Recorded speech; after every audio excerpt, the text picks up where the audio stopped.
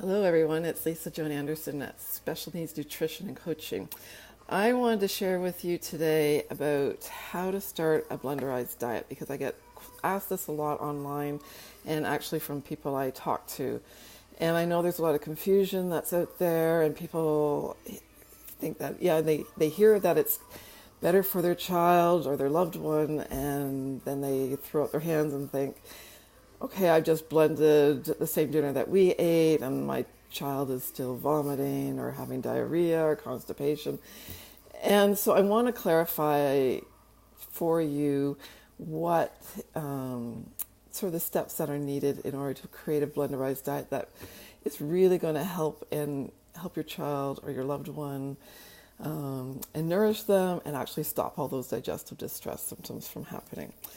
So I have I'm a bit of an agenda that I'm going to follow, and I'm here and I will answer any questions that you decide to post.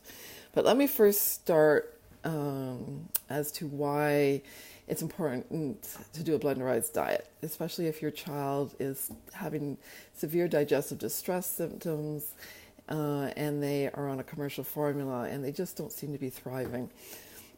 So this happened to my daughter. She's 16 now and actually downstairs, so I expect at some point you'll probably see her on this video.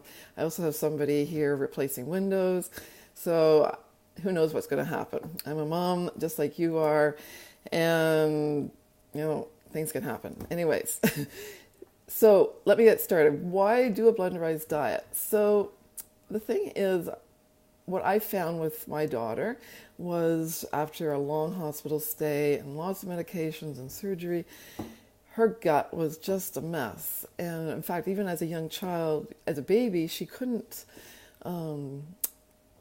seem to tolerate food very well. She was breastfed while she was getting breast milk. She had an NG tube and then a G tube. And so she was never mouth feeding. And she just was not thriving. And then when my breast milk ran out, just before she was a year old, we put her on some commercial formulas, and she would just throw those up. And I've always had an interest in nutrition, and I thought, okay, what would happen if I changed, like if I were giving her real food, would she tolerate it better? And so I just started thinking, okay, let me just throw some food into a blender and see how it goes. And at that point, I had just learned about the Vitamix, and I'm not promoting Vitamix over any other blender, but I had just learned about it, and I had just gotten one. I'd asked for one for my birthday from my parents, and they were kind enough to give me one. And so I had this blender, and I thought, okay, what if I just blend stuff in with the formula and see? Like I started, okay, what's the most nutritious thing I can think of? And I thought of kale. So let me try and blend kale into a blender with the formula and see what happens.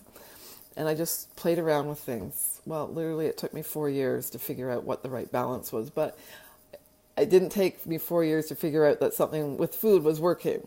And I eventually added more and more food, real food, and decreased the formula, and she started to thrive.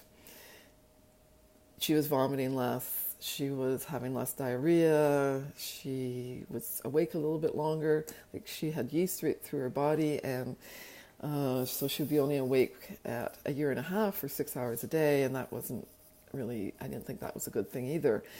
And so she suddenly was awake 12 hours, so I knew I was onto something, but it still took me another 3 or 4 years to figure out how to completely stop the vomiting and the diarrhea. And that was just tweaking different foods and learning about foods and the properties of foods and what would help nourish the gut and heal the digestive distress. So why is it important to do a blenderized diet? Well, because vomiting and diarrhea and constipation and gas and reflux and extra mucus are not typical signs of good digestion. And I had doctors telling me, well, if she's having diarrhea because she's eating liquid food, and I was like, no, I don't think that's reason either. I don't think, like, food, whether it's blended, if I eat a smoothie, I don't have diarrhea. So I didn't think that was correct. And, it really wasn't correct. And at that point, I mean, this was 15 years ago, so I think people and doctors know a lot more about food and blenderized diets than they did way back then. And I felt like I was doing this completely on my own. Every time we went to the hospital, I had to explain why she was on a blenderized diet and what we were giving her and the supplements that went along with it. And I get these kind of what I call the hairy eyeball look that people would think that I was completely nuts when I could just grab some commercial formula and throw it in a microwave, heat it up, and feed her. And I was like, no, you're missing the purpose of food. Anyways, so if there's digestive distress, and I just listed all those symptoms, which are signs of digestive distress, then you really want to figure out what is causing it and want to try and stop it. If there's those symptoms, if there's diarrhea and vomiting, possibly with constipation, they are not digesting and absorbing the nutrients from what they're eating. And so ideally you want to stop the digestive distress. And I have found the best way is through real food. And I'll explain a little bit about the foods I choose, because I don't think it's just any food that will help heal that gut. So a little bit about why I do this. Well, I told you a little bit that I have a daughter who was born with some severe health issues. She has 22q11 deletion, or DiGeorge syndrome. She couldn't tolerate food. She had choanal atresia, so when you can't breathe through your nose, babies will not mouth breathe. So she was on a ventilator, and because there was a ventilator tube going through her mouth, because later she got a tracheostomy, but there was a vent tube going through her mouth, and there was no way she was ever going to eat by mouth at the same time. So in order to feed by mouth, babies need to breathe by their nose. So, I pumped for well over a year. So she got breast milk, and then when that ran out, then she got commercial formula. She wasn't thriving that well with the breast milk, but it could have been too that she just wasn't tolerating the tube down her mouth, down her throat. I didn't know enough at that time to sort of try things out and sort of encourage more bottle feeding or just the sucking even when she got the tracheostomy. I didn't know enough back then. But if your child is not able to breastfeed or bottle feed and has a feeding tube, I would still highly encourage some sort of sucking. Just from talking with other parents who have really persevered, and it's hard work, but they eventually have learned how to do it.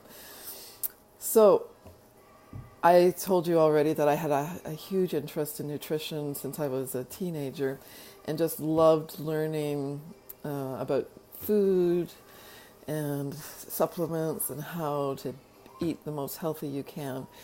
And so I just started doing that when my daughter finally got home after 16 months, because I just couldn't stand the thought of her going back into hospital and being constantly sick, which is what the doctors told me would happen to her. And I just could not tolerate that. So I just started blending food. I thought, okay, what's the most nutritious? I started with kale. I probably figured out, okay, I threw in a bunch of other healthy vegetables. I eventually figured out, okay, let's add some chicken, and probably added some fat, but I didn't know enough about the different types of fat back then. So I did it because I started noticing a difference, and I believed that food was going to help her more than something that's made in a factory. That's my own personal bias, and I think through the years I've gone and studied holistic nutrition, have become a holistic nutritionist, and I've focused in this area because I believe there's a huge need. I participate in a lot of Facebook groups and provide comments, and a lot of people do contact me through those groups, and I hear the same frustrations and desperation that I was experiencing. And I really want to help get the message out there on how to start a blenderized diet, because I don't think it's as complicated as people think. So let me explain a little bit about nutrition, because you kind of need the basics in order to be able to start a blenderized diet. So there are 3 macronutrients that are super important for us to eat. And in order to create a well-balanced meal and keep our body in balance. and healthy. So we need carbohydrates, proteins, and fats, and I'm sure you've all heard of those already. So carbohydrates always break down into sugar, whether it's a vegetable, fruit, grains, sugars themselves, and there's a whole list of sugars. Anything that ends in an OSE is a sugar, including so dextrose is corn sugar, maple syrup, lactose is a type of sugar as well. So anything that's a carbohydrate breaks down into sugars. And the sugar, anything that's a carbohydrate, if we're eating by mouth, it will actually, digestion starts in the mouth because we have the enzymes needed in order to help break those down. When we have a feeding tube, we're bypassing that. And so the food is going directly into our stomach or our intestine, depending on the type of feeding tube. And so we want to be cognizant of the fact that we're going to miss some of those enzymes in order to help break down carbohydrates with a feeding tube. Okay, so then we move on to proteins. Oh, and so carbohydrates, if you have 1 gram of carbohydrate, there are 4 calories per gram. And that's an important fact if you need or want to count calories. So protein, which is like chicken, fish, tofu is a source of protein. There is some protein in vegetables, but it's not huge amounts. If you are a vegetarian, then they have got pulled out. You can get protein powders with pea protein, so they pulled out the protein from the peas. It's so there's various different types, and the proteins break down into amino acids. And amino acids, there are 9 essential amino acids that we need to get. And when I say it's essential, it means that our body does not create that nutrient. We need to eat it, or we need to have something in order to create it in our body.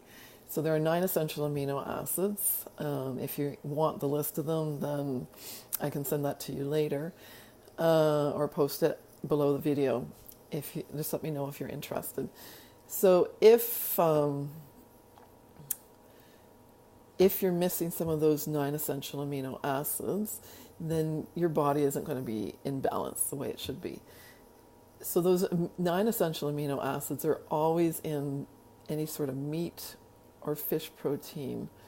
They are not in vegetable. They're not all in vegetable proteins. So you want to make sure that you're going to get them. Sometimes mixing various different vegetables like beans and brown rice, you may be able to get the full complement of those essential amino acids. Eggs are a great source of those amino acids. So anything from animal is going to have the full set of amino acids. So protein starts its digestion in the stomach. So if you have a G tube, gastric tube that's going directly into the stomach, you should be able to break down and metabolize those proteins properly. Okay. The carbohydrates are going to probably become a bit mushy, but they probably won't further break down until they get into the small intestine. Okay, so fats. Fat has gotten a bad rap, and I've done videos about this before. But fat has been completely... People think eating fat is going to make you fat, and it doesn't.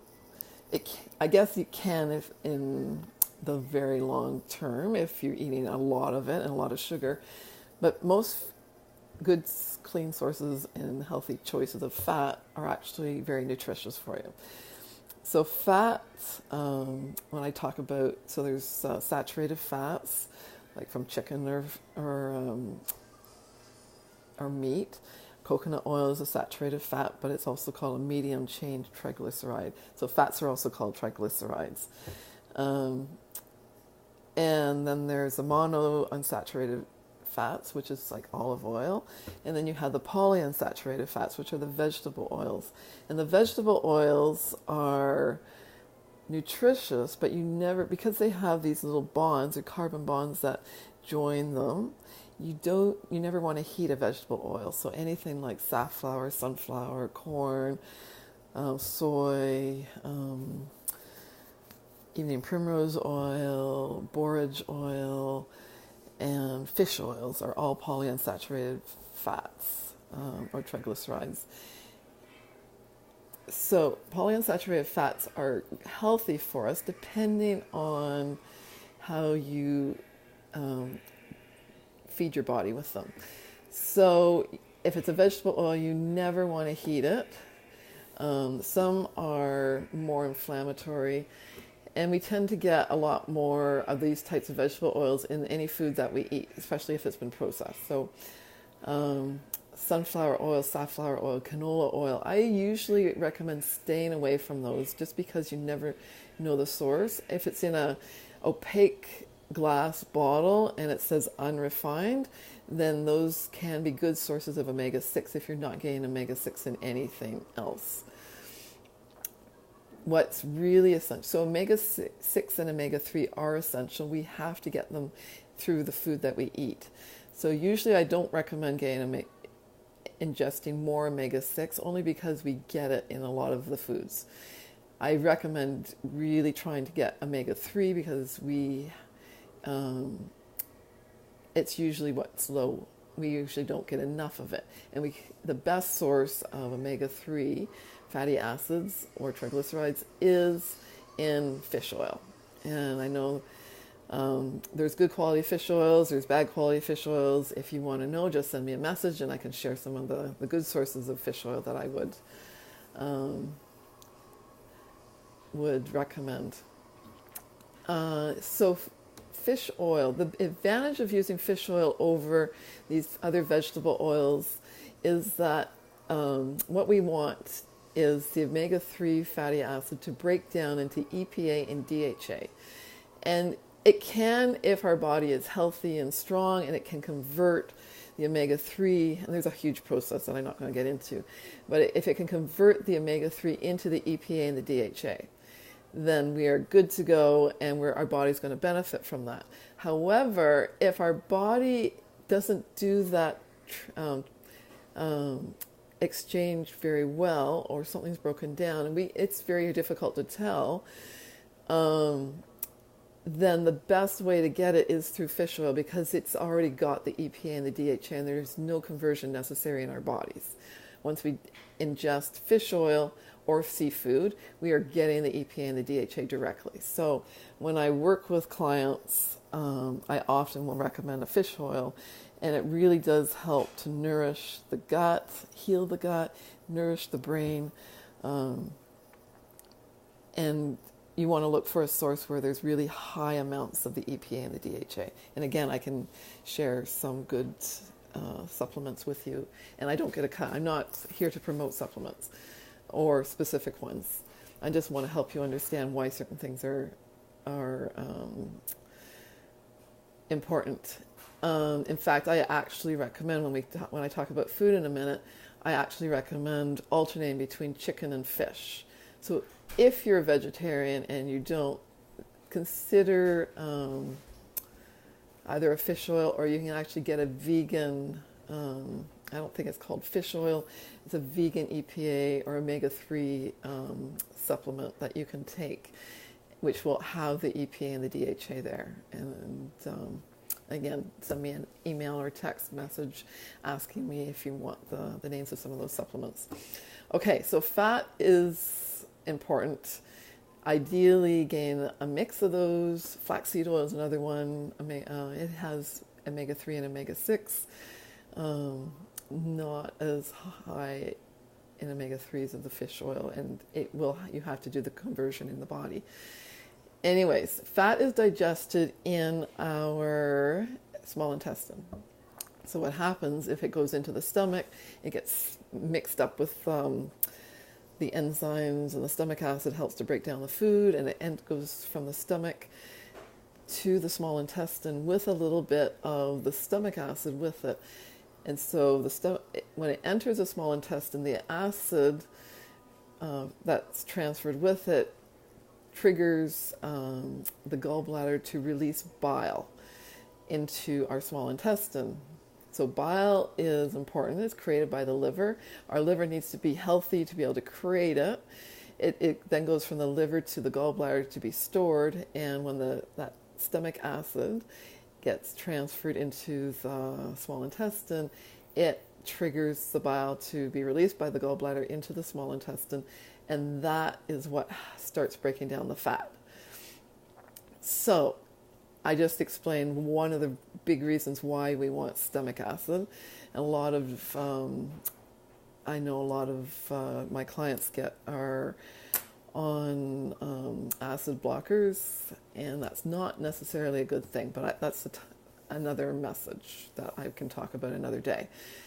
Anyway, stomach acid is important. It's not a bad thing. Ideally, I would highly recommend not decreasing or eliminating stomach acid, because it needed to break down the food in the stomach, and it helps trigger the bile to be released when that chyme or the food gets transferred into the small intestine.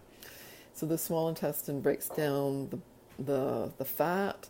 It will also start breaking down those carbohydrates again and whatever's left of the protein, and from there it gets moved around.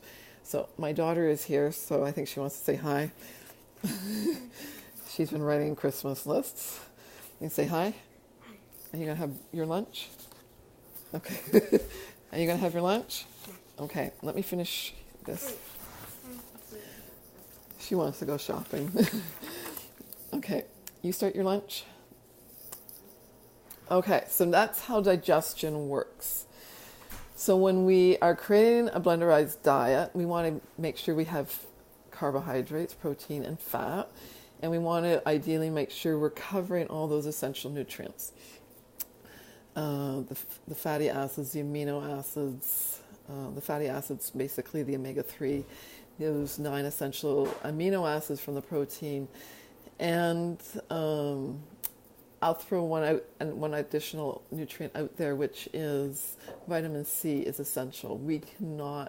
Our body will not produce vitamin C, so we must get it from food or a supplement.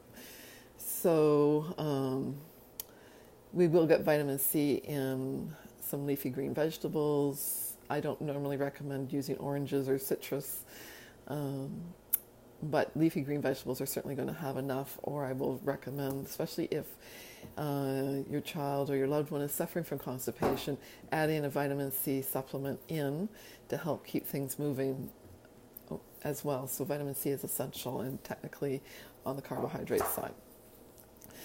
So, sorry, there's a hair in my face. When someone comes to me suffering from severe digestive distress, I will recommend starting with a bone broth or a chicken broth, because it helps soothe the gut. There's tons of nutrients, and ideally, if there's constipation or vomiting, diarrhea, a lot of gas, reflux, we want to stop those digestive distress symptoms as soon as possible, so that we know that our loved one is digesting and absorbing the nutrients that we're giving them. If they're constantly having digestive distress, it's irritating to the gut, and chances are they're not benefiting from what you're feeding them. So usually a bone broth works. Just feeding a bone broth alone is not a lot of calories. So sometimes, if you can, then I usually create a bone broth, or a chicken soup. You can just throw a whole chicken in with the same ingredients. And I have a recipe. If you're interested in it, just send me a message, and I can connect you to that as well. If you're also go to actually it's not on my web page, but if you go to my website, it's not on my Facebook page, sorry, it's on my website under,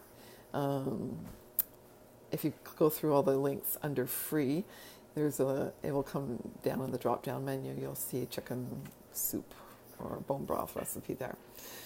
Anyways, okay, so creating the first blend. If you feel that the bone broth is not enough, or the chicken soup, I will blend, once I made the soup or the broth, I will keep the chicken meat, I will keep carrots, and I will keep any fat.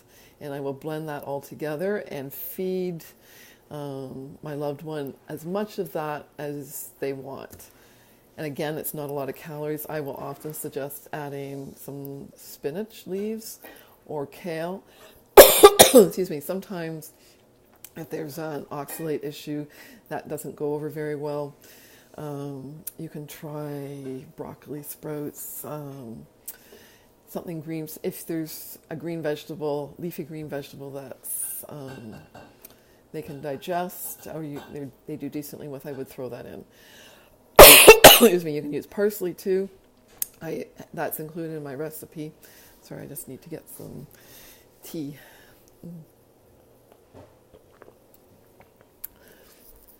Okay, so the bone broth with some green vegetable. If you want to add extra calories, what I didn't explain too is protein is 1 gram of protein is 4 calories per gram. But when it comes to fat, it's 9 calories per gram. So if you want to gain weight, you always want to, or if you want additional calories, you always want to add extra fat. And fat, as I said, is not a bad thing. It's the sugars and carbohydrates that are non-veggie and fruit that cause more problems in an irritated gut. Excuse me. Okay, so we've got the broth, we've got some green leafy vegetable. I often suggest throwing in avocado or coconut milk. Like when I talk about coconut milk, I talk about the real coconut milk from a can, and the ingredients really should only be coconut and water. Sometimes it's labeled coconut milk or coconut drink and it comes in a carton. It has all sorts of thickeners and stuff added to it, so stay away from that. So ideally you want to create the cleanest, most nutritious blend you can, excuse me, so that their gut will start to heal and you're getting rid of any sort of irritant that may be causing this digestive distress. So we've got the broth, we've got a green leafy vegetable, we've got avocado. You can add in coconut water, or not coconut water, coconut milk or coconut oil. You can give fish oil via syringe. Never heat up a fish oil or add it to a blend because it's going to destroy those carbon bonds. Excuse me. And so you blend and you give it to them and see how they do. Now, from my own experience and the experience of people I've helped, have said that the vomiting, if it's vomiting that they're going through, or the diarrhea, will usually stop within 48 hours. But you should probably see a lessening of it fairly quickly, almost immediately. With my daughter, it was literally overnight. Like she would vomit after every meal, and once we started giving her this blend, she stopped vomiting immediately. I was amazed. And I've heard similar comments from people I've helped. In fact, there was one mom who messaged me last night and said that I changed their life by giving her some ideas on how to start a blenderized diet. And her little girl literally in 5 days vomited twice when she was vomiting several times a day. And I've basically told her what to do through exactly what I'm telling you to do. And 5 days later, she's not vomiting at all. So it happens very quickly. And so once the vomiting stops, or the diarrhea, if there's constipation, then you definitely want to add in some vitamin C. And that can be magnesium citrate, which is a form of vitamin C. It can be camu powder.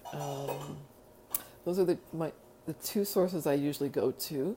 And basically what you do is you start fairly low, and then you quickly build until they poop.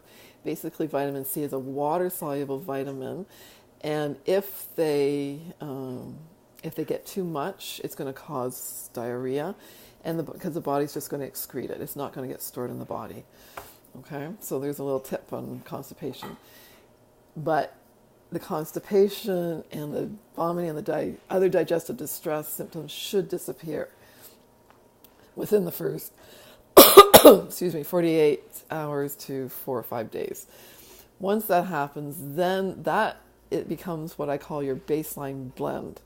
And you know that they're tolerating it. There's not going to be any digestive distress. They should be happy and starting to thrive a little bit. But usually it's not enough calories, and you really do need to start adding other nutrients.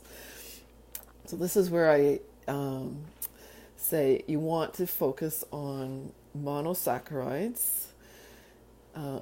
So those are the carbohydrates that can include one sugar molecule, and then there are disaccharides that include 2 sugar molecules. The monosaccharides are easier to digest because there's only one sugar molecule. It's less breakdown, so it's easier on the gut. And we want to help them digest as easy and as quickly as possible. So what I recommend is eliminating completely disaccharides and sticking with monosaccharides. So good monosaccharides are kale or spinach, avocado, broccoli. I use broccoli and broccoli sprouts. Squash versus sweet potato. Sweet potato is a disaccharide, and then squash is a monosaccharide, so it's easier to digest. Carrots are monosaccharides. Zucchini is a monosaccharide. Cucumber, celery. Those are some of the main vegetables I recommend. Things like beets have a lot of sugar in them, and they are disaccharides, so they're harder to digest. Sweet potato, as I said, potatoes, corn are all disaccharides, and you want to stay away from those at this point. Rice, legumes are good, but again, disaccharides, and are for later on once the gut has pretty much healed. Once the gut is starting to heal, you can start introducing some other more complex things like red lentils. Soak them first. And I'll talk about other sources of protein in a minute. So I don't usually recommend switching up a bunch of different blends. It's going through a feeding tube, and as long as you're giving them a good source, lots of good nutrients, you can provide the same blend to them breakfast, lunch, and dinner, or depending if they're fed 5 times a day, it's going to be the same food. It doesn't have to be complicated. It's enough to figure out and track how they're doing, and then to try and figure out, okay, I need different foods, different meals for breakfast, lunch, and dinner. No, you don't. Just feed the same stuff. And you know they're going to do well with it. It's going to nourish them and help them thrive. So the other thing with this is trying to figure out what they're tolerating. So once you've got the baseline blend, you can start adding one ingredient at a time every 4 days. So start with, like, avocado is a good one because it's got lots of fat and got lots of nutrients, so you're going to give them more calories. And watch for any symptoms. So when they've got the baseline blend, digestion should be fairly easy. They should be in a good mood. There should be none of that digestive distress that you had experienced already. And see how they do. If there's a reaction or a change and you know they're not sick, then assume that something's going on. They're not really liking that ingredient. Go back to the baseline blend and try, once you've got them back and tolerating the baseline blend, go and add a different ingredient. It doesn't mean that they won't tolerate that ingredient again later, but it may just not be the right time. So don't say they'll never tolerate, I don't know, say broccoli. Broccoli gave them extra gas or something. You can try cucumber, okay? Don't count on vegetables providing lots of calories for you. the vegetables are there to provide the nutrients that they need, the vitamins and some of the minerals, okay? And you don't need a ton of them, like an orange vegetable, a green vegetable. I stay away from things like oxalate, high oxalate. Well, that's not true because I do give kale and spinach. But I do stay away from some of the nightshades. At this point, I wouldn't recommend tomato or red pepper or any peppers, just because they're harder to digest. But any of those foods that I just mentioned, broccoli, cucumber, celery, carrots, zucchini, broccoli sprouts, squash are all great vegetables to start with. And they're going to provide the nutrients.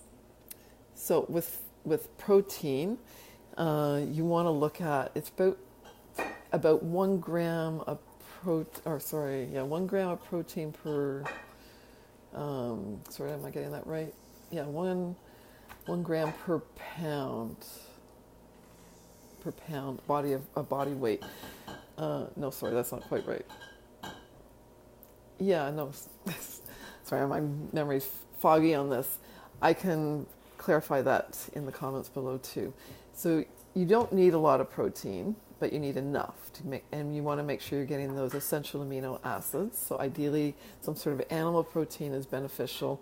If not, then try a protein, like a vegetarian protein powder. And on the container, it should say all the amino acids, those essential amino acids are present. And you also want, if you're going to go a protein powder, you want to make sure it's completely pure. And without a lot of extra fillers and stuff that you can't pronounce. Okay? I would stay away from tofu at this point because there's a lot of GMOs and high estrogen, usually with tofu, and a lot of people have a hard time digesting it as well. It's technically from soy, which is a bean and a legume, and it's harder to digest. Okay, so stay away from that. I usually recommend chicken or fish and alternating between the two, especially if your child is young. Often, if someone a young person eats the same food over and over and over again, they can develop an intolerance, and you don't want that. So mix up. Like if you're doing chicken for a month, that's fine, or even probably up to 2 months. But you never want them to be able to not tolerate what's helping them thrive right now. So that's why I say alternate between fish and chicken. Eventually, I would say you can try other sources of meat, some sort of red meat, but at this early stages, stick with something easy and just sort of calming for them to digest. If you're a vegetarian, then again, pea protein is not where I would likely start.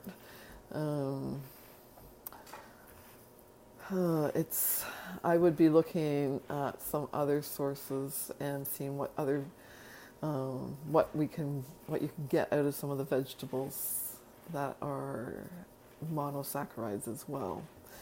Peas are not monosaccharides. Peas are disaccharides, so that's why I say I question it a bit. And even if it's early on to help their gut, if you don't want them to eat meat, maybe consider trying some fish or egg. Anyways, I'm happy to discuss some of that with you further if you want. Excuse me. Okay, and so fat. If they're young and like infants, like what ages 1 to even under 5, or are really needing calories because they've lost a lot of weight, then I would highly recommend almost 50% of the calories come from fat. Fish oil, coconut oil, olive oil. It will help fill them up. It will nourish the gut. It will nourish the brain. The brain, especially with a young child, really does need about 50% of the calories that come from fat, and it's okay. It's actually very nourishing and enriching for them. I hear stories, or a lot of people tell me that in order to get calories in, they often will add carbohydrates. As I explained, it's actually better to add more fat and keep the carbohydrates fairly low. Do I recommend grains at this point? I personally don't. I've had more success when clients eliminate the grains completely for the beginning. So oatmeal, quinoa, those are all disaccharides and are going to be harder to digest. And when it's hard to digest, it can cause inflammation within their gut. And we don't want that. Ideally, what we're trying to do is eliminate the inflammation and heal the gut. Okay, any questions so far? Okay, just let me know if there's any questions. So foods to use, I've talked about monosaccharides. So what do we do when we're blending foods? I use a Vitamix because that's what I kind of was at one of these food shows, and somebody was there doing a demonstration, and I loved the idea that I could make a soup out of it, and I bought it I was given it as a gift for my own interest, and then I realized that I actually use it more now to blend for my daughter than for myself. So how long does a blend last in the fridge is a common question I get. I use all organic food now. That does not mean that you have to. But either way, I find that the food that we make will stay in the fridge for easily a week, even with chicken and fish in it. I've never had it go bad.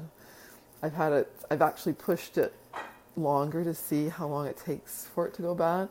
At the 2-week mark, I'm starting to see a little something growing on the surface. But certainly 10 or 12 days, we've still used it, and she's been fine. She's never gotten sick. She's never gotten sort of like a parasite or anything from it. It's all good. So I think I can safely say anything that you've blended based on what I've told you can safely last a week in the fridge. Anything that is going to be longer than a week, I now put in the freezer just because I want it to last.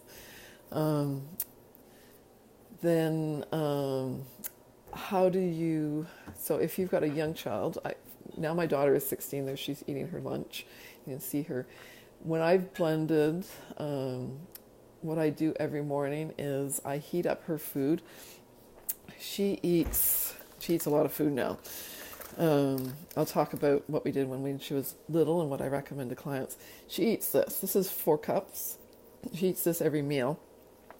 And I've put it in containers like this because I know these are PPA-free plastic containers. I can put them in the freezer.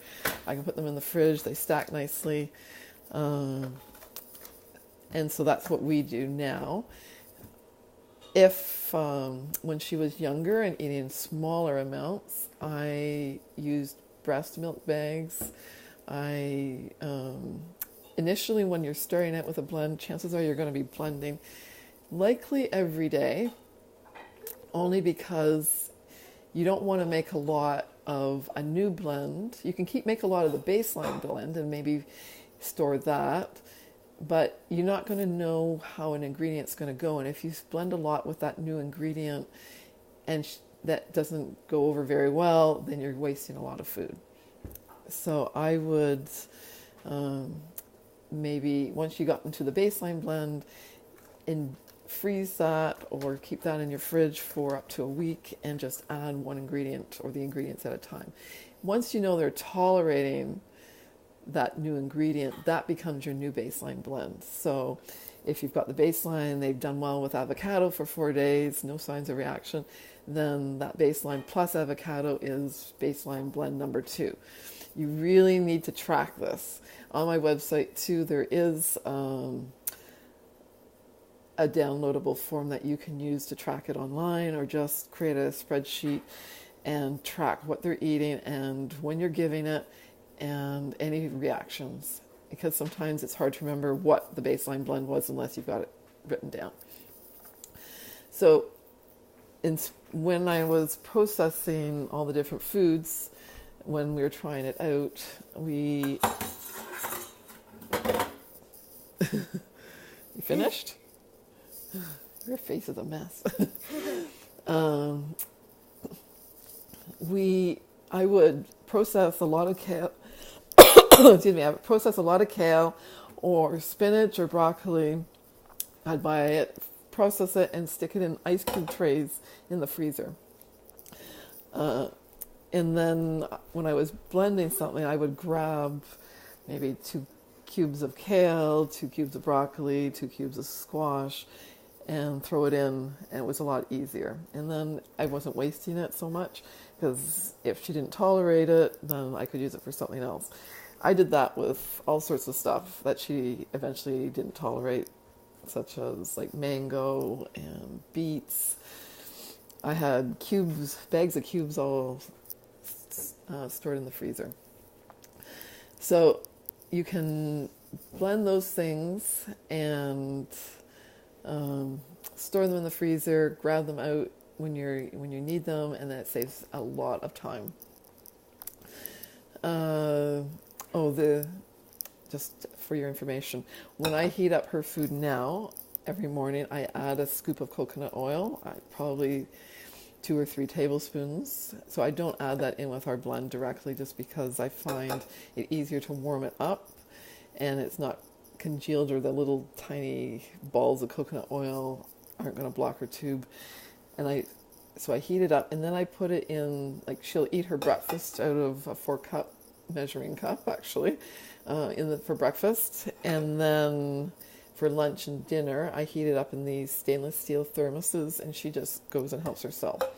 So her lunch she just finished, and her dinner is already in bigger containers over here, ready to eat for later. I only have to do it once a day. Saves me a lot of time. Okay, and so can you use a feeding pump or with a blenderized diet? So we used to give her, she had a feeding pump, and we found that sometimes it just would clog, or it would stop. So we had a hard time using it because we wanted to make sure we weren't watering it down too much. There are probably parents that successfully do it. You can try it. There's no reason why it can't go through the pump. It's just a matter of how much you want to play with it and how many times it stalls on you before you kind of give up. So we then would use the gravity or kangaroo bag, would just hang it, and we would create these wire hangers where we could hang it off a light above us, or something, whatever was around her. Sometimes we'd have to find a pole. I've actually seen somewhere on Instagram that a couple created a pole so they could do just that for their child. I think are selling it, which is a brilliant idea. Anyways, so we did a lot of gravity feeds after that, and now sometimes it would, in the gravity feed bag, it would clump up at the bottom because it'd be thicker towards the end and more runnier at the beginning, and so we'd have to shake it. She would get fed overnight sometimes, and so it was a little bit frustrating using the gravity feed bags, but we did it a lot and successfully.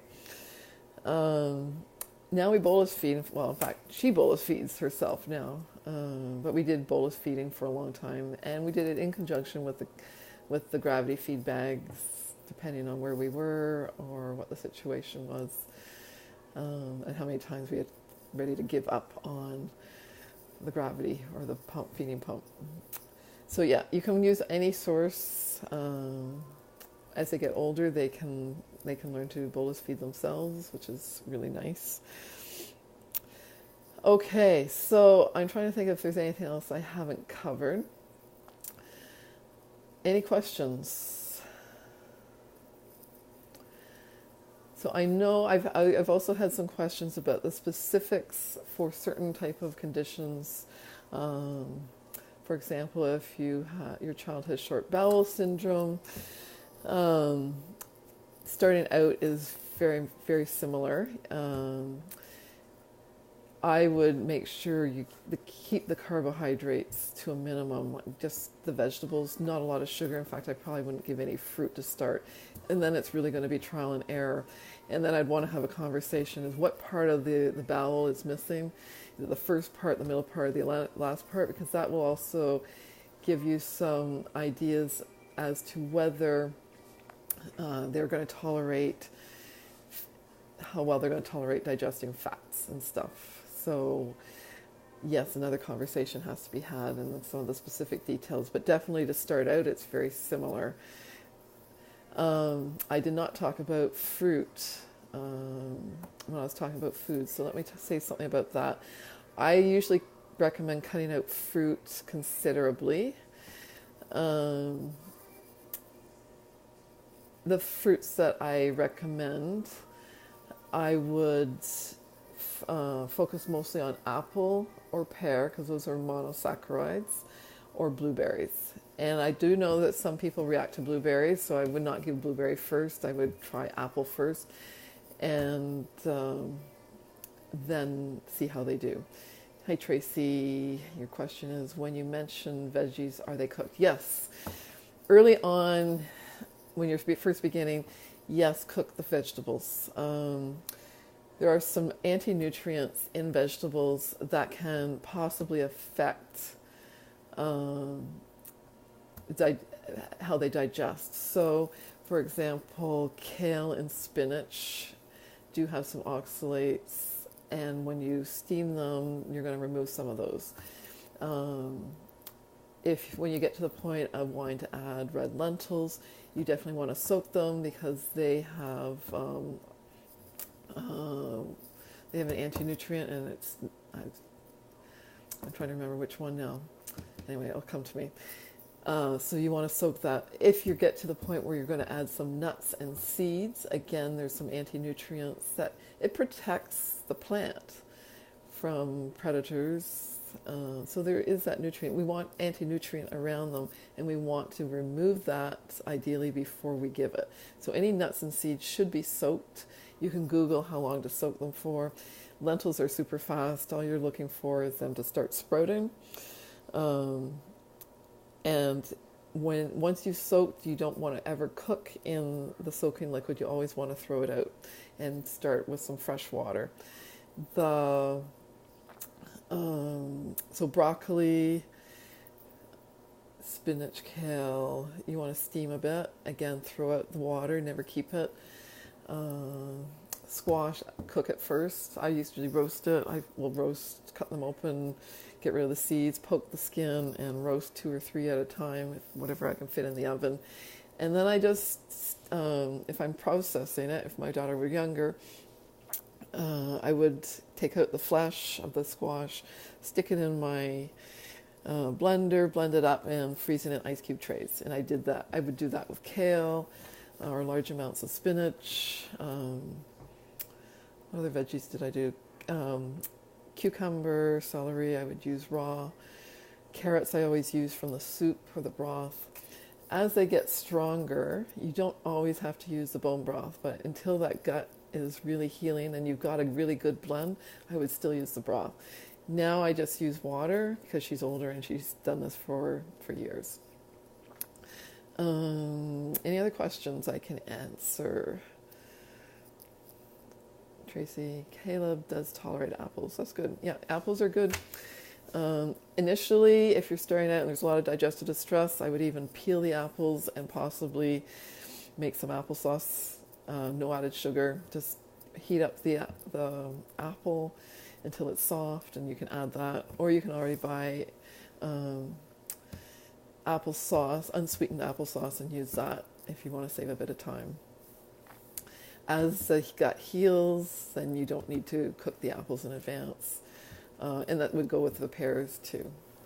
I would heat those up or cook them a little bit at the beginning. It's just to help ease their digestion. Okay. Hi, Lynn. How are you? All right. Hopefully, I've answered all the questions that I've gotten. I got some in advance that I know I've answered. If you want more information, you can find me here on my Facebook page. You can find me on Instagram, just Lisa Joan Anderson. You can find my website. I actually have a whole Blenderized Diets tab there with a lot of information, lisajoananderson.com, or you can Google special needs nutrition.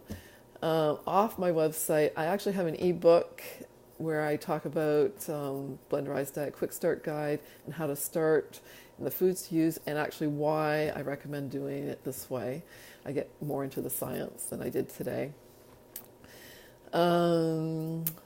I also, if you want some help creating a recipe, I do that for a small fee, and I do provide clinical nutrition support and also any support as parents. And if you're interested, I will be launching something starting hopefully tomorrow, because I have found that as special needs parents, we need that connection, we need that support, that help, that encouragement, the accountability.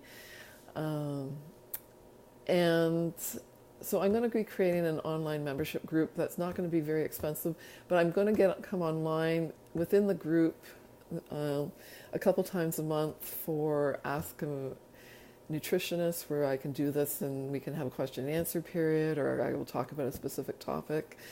There'll be a Facebook group where you can connect with me and with other parents. I'm going to have some guest speakers around relevant topics that affect all of us, and I will have a lot of other surprises. So look for that. I'm going to also be doing a lot more of these Facebook Lives here on the site over the next